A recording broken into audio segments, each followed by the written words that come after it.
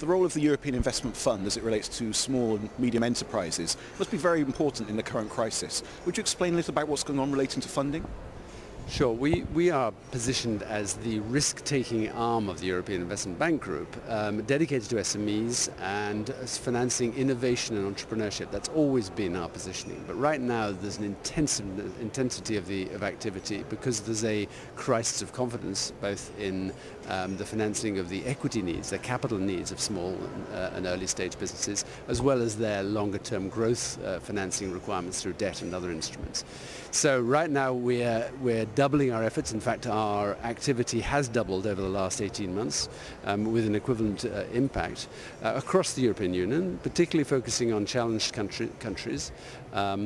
And my desire is to ensure that that intensity and capacity of support is available for the next 2 to 3 years, because we're talking about coming out of a crisis rather slowly.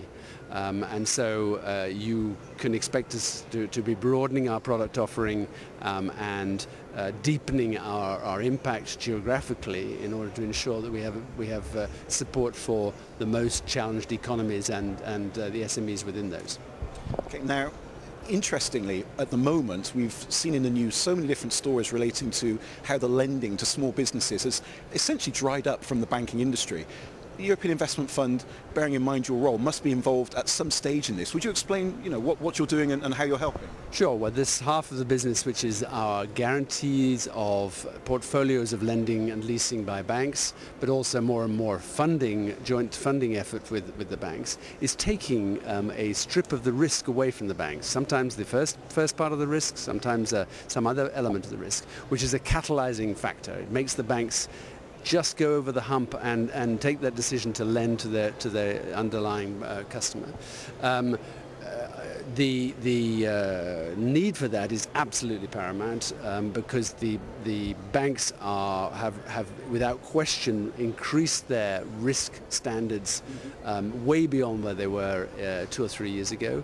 That's dried up the capacity. There is an effect of demand having dried up at the same time, so you see these two double effects. But there's no question that those risk decisions are much more conservative than they used to be, and that is not going to be stimulating growth as we come out of the recession. So that's the role we play in supporting banks. Okay. Now, last question. Obviously, in an event like this, at European Business Summit, there must be a role relating to the financing and public policy, and one presumes the influencing of. What are you doing in that regard? Well, the EIF is 100% a commercially orientated, business-driven entity, but it's 100% public, with a public objective and mobilizing public finance.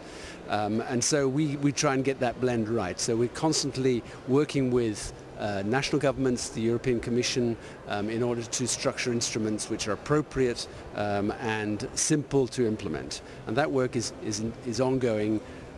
Honestly, we need a greater coherence of the instruments being designed and being used by national governments and by the European community in order to ensure that there aren't too many delays in the implementation and confusion in the marketplace as to what support there is.